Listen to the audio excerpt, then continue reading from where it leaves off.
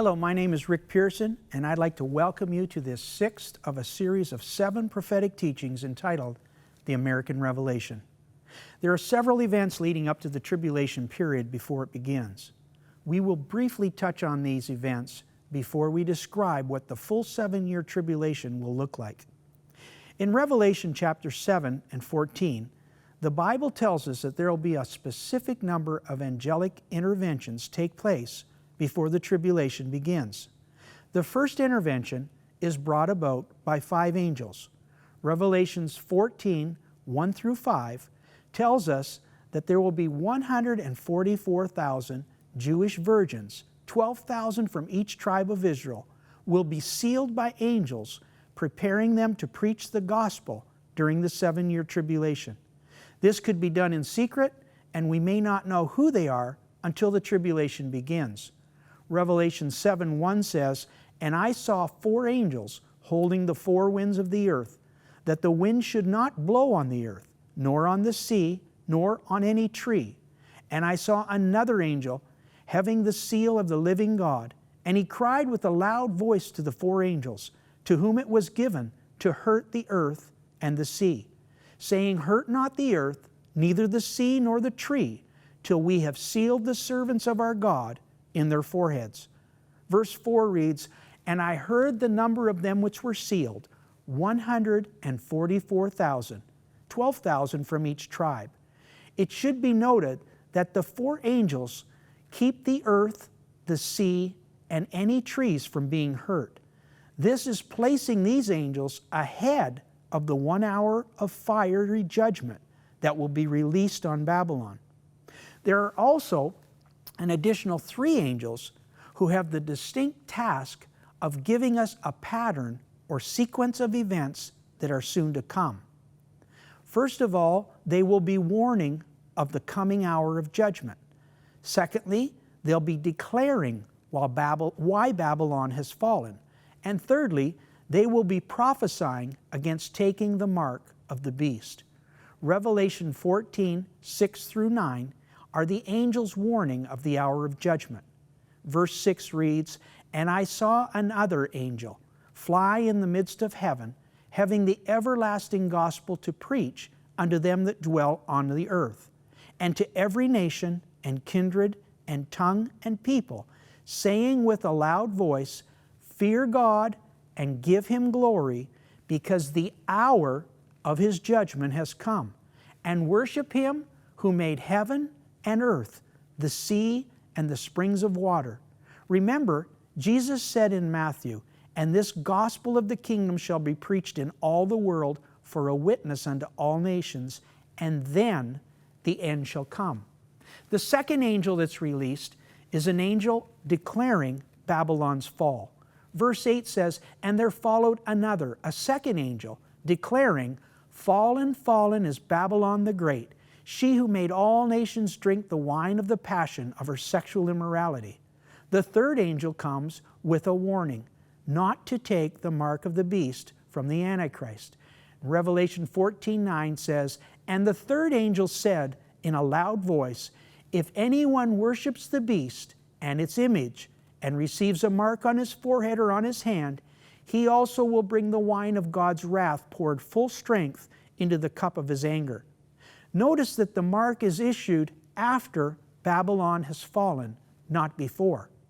Also, remember in Revelation 3:10, the promise to the church of Philadelphia, "Because you have kept my word about patient endurance, I will keep you from the hour of trial that shall come upon the whole earth to try those who dwell on the earth." This 1 hour is tied into several verses. The book of Revelation gives us 3 groups of parallel passages explaining the hour that initiates the sequence of events that begins the tribulation period. Those verses are found in Revelation 6, 14, 17, and 18. They are very similar to how the 4 Gospels repeat the same narrative, only from a different perspective. The unveiling begins in Revelation 5:5, where a book is presented in heaven that needs to be opened. John explains that among everyone seated in heaven, Only one person is worthy to open that book. It is the line of Judah, the root of David, Jesus Christ, who is the Lamb, the worthy Lamb. The tribulation begins in Revelation 6 with the opening of this book that has a total of 7 seals, 7 trumpets, and 7 bowls or plagues that come upon the earth over a 7-year period.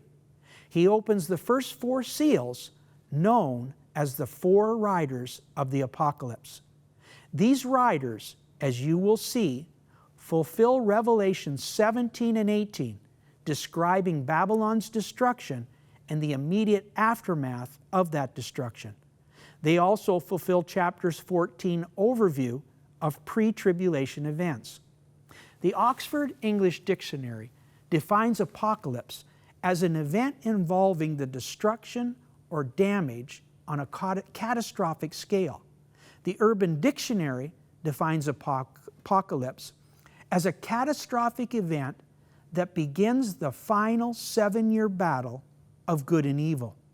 Therefore, the 4 riders of the apocalypse can be translated as this: the 4 riders of a catastrophic event that begins the final 7-year battle of good and evil.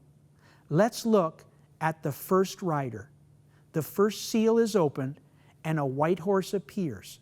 In Revelation 6:1, it says, "And I, John, saw when the Lamb opened the first seal, and I saw a white horse, and he that sat on him had a bow, and a crown was given unto him. And he went forth conquering and to conquer." This word conquer in the Greek is nikeo. It denotes victory or superiority. Or as a verb, it means to win over or to defeat. In other words, certain nations will submit or be defeated by the Antichrist, and it would be considered a political jihad in certain religions. In Revelation 17:12, it talks about this conquering. And the 10 horns that you saw are 10 kings who have not yet received royal power, but they are to receive authority as kings for 1 hour together with the beast. Revelations 14:7 says, "And the first angel said with a loud voice, Fear God and give him glory, because the hour of his judgment has come, and worship him who made heaven and earth, the sea, and the waters." The second rider of the apocalypse is a red horse, which is a horse of war. Revelation 6:3 says, "And a second seal was opened." Now this is after the first seal is opened and after the beast has had the 10 kings submit to him. And the second seal was opened, and there went out another horse that was red.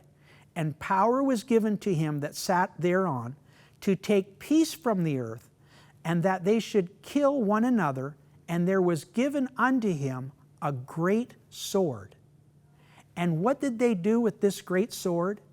In Revelation 17:16, "And the 10 horns that you saw, they will hate the whore, and they will make her desolate and naked, and burn her flesh, and burn her with fire." Verse 17 says, "For God has put it into their hearts to carry out his purpose by being of one mind and handing over their royal power to the beast until the words of God are fulfilled." Revelation 18:10 also qualifies that when it says, "The merchants of the earth will stand afar off in the fear of Babylon's torment, and say, Alas, alas, you great and mighty city Babylon, for in a single hour your judgment has come." Revelations 18:17 says, "For in a single hour all this wealth has been laid waste, and all the shipmasters and seafaring men, sailor, and all those who trade on the sea stood afar off." Finally, in Revelations 18:19, it says, "And they threw dust on their heads, and they wept, and they mourned, crying out, Alas, alas, for that great city, where all the ships at sea grew rich by her wealth, for in a single hour she has been laid waste." Immediately after the second horse of war is released, the third rider comes, and he's a black horse. Revelation 6:5 says, "And when he opened the third seal, I beheld a black horse, and he that sat on him had a pair of balances in his hand, and I heard a voice in the midst say, a measure of wheat for a penny, and 3 measures of barley for a penny. And see that thou hurt not the oil and the wine." Immediately after the red horse of war is released, the black horse takes control of commerce with what many believe will be a new digital medium of exchange. That commerce is the direct result of the 10 kings who pre-planned and authorized the destruction of Babylon in the first place. Revelations 13:16 says, "And the beast causes all, both small and great, rich and poor, free and bond, to receive a mark in their right hand and in their foreheads, that no man might buy or sell, save he that has the mark, or the name of the beast, or the name of his number. Let him that hath understanding count the number of the beast, for it is the number of a man, and his number is 666. Revelation 17:15 says, "And the merchants of the earth, who were made rich by Babylon, stand afar off for the fear of her torment, weeping and wailing. For in 1 hour so great riches is come to naught, weeping and wailing, saying, Alas, alas, that great city, or that great nation, wherein we were made rich, all that had ships in the sea, by reason of her wealth." This Greek word, wealth, is the root word for treasure. The definition of that word, it's the official asset of a political entity. In other words, it's the treasury. The U.S. currency will become totally useless after her judgment takes place. Just as Germany's money was instantly made useless the day Germany fell to the Allied forces in World War II. Revelations 14:9 said, "And the third angel followed them, saying with a loud voice, If any man worship the beast and his image, and receive his mark in his forehead or in his hand, the same shall drink of the wind of the wrath of God, which is poured out without measure." Finally, we see the fourth horse, and it's a pale horse. It represents death, Hades, and pestilence. Revelation 6 verse 7 reads, "And he opened the fourth seal." Verse 8 says, "And I looked, and behold, a pale horse, and its rider's name was Death, and Hades followed him. And they were given authority over a fourth of the earth, to kill with sword, and with famine, and with pestilence, and by wild beasts of the earth." The fourth horse is an overview of what takes place following the destruction of Babylon. While the New World Order is set into place, together with a new monetary system, and nuclear fallout begins to cover the earth. The picture of the 4 riders of the apocalypse is behind me right now. By this time, the providential nations concerning the Gog and Magog war will have been fulfilled. Ezekiel 38:21 says, "I will summon a sword against Gog on all my mountains, declares the Lord. With pestilence and bloodshed I will enter into judgment with him. And I will rain upon him and his hordes and the many people who are with him, torrential rains and hailstones, fire and sulfur." Ezekiel 39:6 says, "I will send fire on Magog and upon those who dwell carelessly in the coastlands, and they shall know that I am God." After this war, for the next 7 years, Israel burns the weapons left behind by the armies who fall on the Golan Heights. They also bury the dead for 7 months, according to Ezekiel 39:12.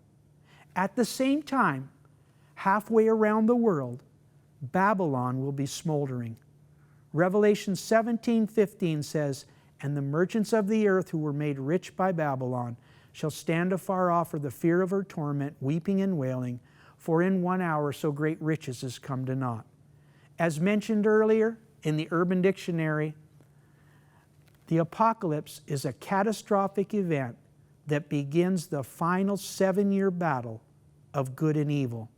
From this definition, utilizing the theological tools of exegesis, what was in the mind of the author then and there, and hermeneutics, what is he saying to us in the here and now, I believe the Bible is warning us that the destruction of the United States of America will begin the 7-year tribulation period. From this catastrophic event, we will introduce another theological tool known as telescopic prophecy. After the first 4 seals, or 4 riders of the apocalypse, are released, there remains 17 more plagues to come. Revelation 6 tells us of 3 seals. Revelation 8, 7 trumpets, and Revelation 16 has 7 bowls. Most of these plagues deal with the aftermath of the hour of judgment that was just released on the earth. Many of these are environmentally related and form progressive stages of intensity around the world. To better explain telescopic prophecy, let's consider a documentary that CNN did in 2004. The documentary speculated the possibilities of a dirty bomb being released in the port city of Los Angeles, the results of which could be compared to progressive stages of intensity that John saw globally in the book of Revelation. CNN reported that a dirty bomb, upon detonation, would kill a minimum of 36,000 people at ground zero. But over the months and years to come, another 160,000 would die of radiation poisoning from nuclear fallout. Now, using the pictorial narration of telescopic prophecy, let's imagine what a prophet would see in the form of 3 time-lapse visions. With the help of computer animation, let's look through the eyes of the prophet. In a first vision, if a prophet were to see the initial destruction of Los Angeles, perhaps the narration of that vision would go something like this. I, John, looked to the heavens, and I saw an angel with 3 bowls of judgment in his hand. And the first of 3 bowls was poured out. And from the bowl I saw fire and smoke fall from the sky. The fire came down as it were like the sun, and it fell upon the city and spread throughout the streets. The flames burnt everything that was in the great city, and there was nothing the flames did not touch. And I, John, saw the angel as it watched the flames consume 60,000 souls, and they were burnt in the time of 1 minute. And their flesh melted upon their bodies because the heat was so great.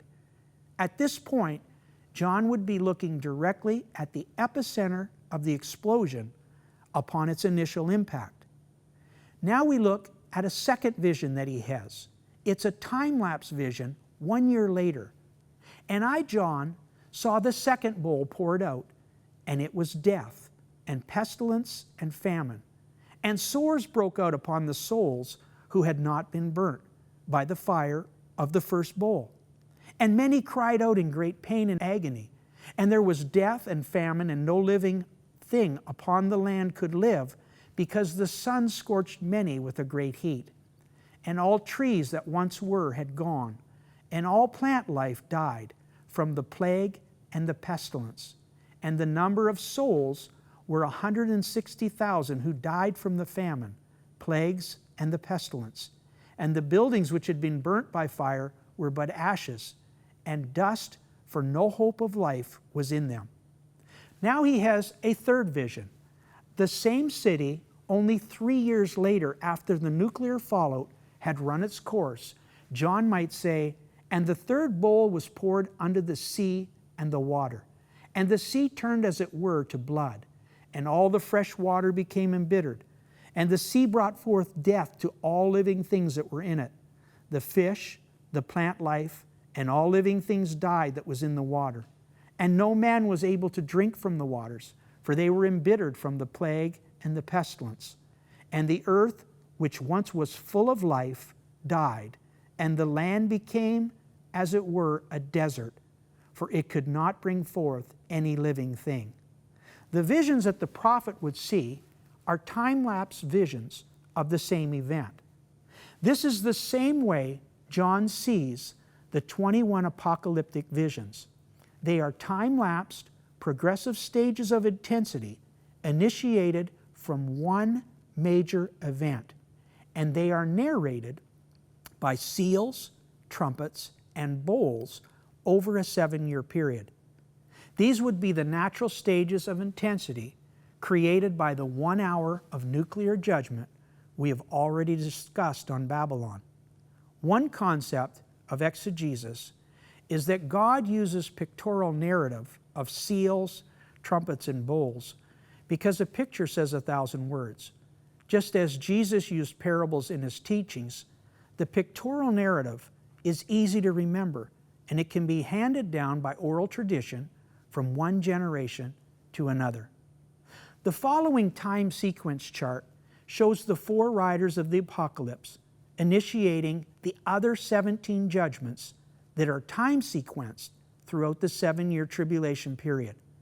The judgments are listed as seals are opened in Revelation chapter 6, trumpets are blown in Revelation 8, 9, and 11, and bowls are poured out in Revelation chapter 16. Note the similarities as the red horse of war, the second seal, lines up with trumpets 1, 2, and 3. Number 1, 1/3 of the trees are burnt. Number 2, 1/3 of the sea life dies. Number 3, the fresh water is embittered. In bowls 2 and 3, we can see that the sea turns to blood and dies, and the fresh water turns to blood and dies.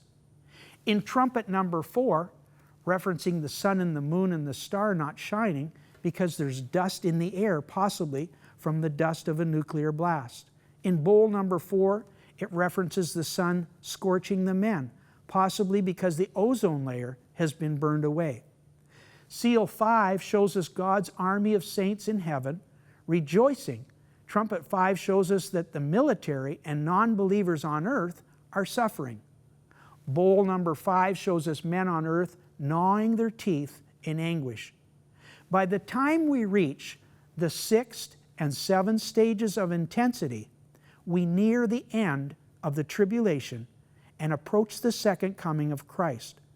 Noticed in seal 6, the blood moon, the day of God's wrath is approaching, and in trumpet 6, we see the Euphrates River dries up and a 200 million man army from the east marches against the Antichrist for the war of Armageddon. Also, bowl number 6 mentions the Euphrates River drying up and armies march to Armageddon. Trumpet number 7 is the second coming. The kingdom of the world has become the kingdom of our Lord and His Christ. Bowl number 7 is an earthquake in the holy city as Christ returns, and John says, "It is done." Throughout the 7-year tribulation period, there are several time sequences mentioned multiple times throughout Scripture. 1 hour, as discussed earlier, is the first hour that the tribulation begins with 4 riders of the apocalypse. The beast and the kings come together into power. Babylon is immediately destroyed. A new world government issues a pre-planned, digitized money system, initiating a global trade protocol for every person. And in number 4, pestilence is released around the world. It also mentions 1 week. This is considered a 7-year period and lines up with Daniel chapter 9, referring to a heptad, or a 7-year period. This is the total time the tribulation will last on earth. We also hear reference to 1,260 days, or 42 months, is a mid-tribulation time sequence where major religions and government changes occur in the mid-tribulation. This increases the wrath that God allows Satan to pour out onto man. This last half of the tribulation is a time of great persecution for the nation of Israel, as the Antichrist shows his true nature and unleashes his wrath, demanding total loyalty and even worship of himself. We'll discuss these activities in our 7th and final teaching of this series of the American Revelation.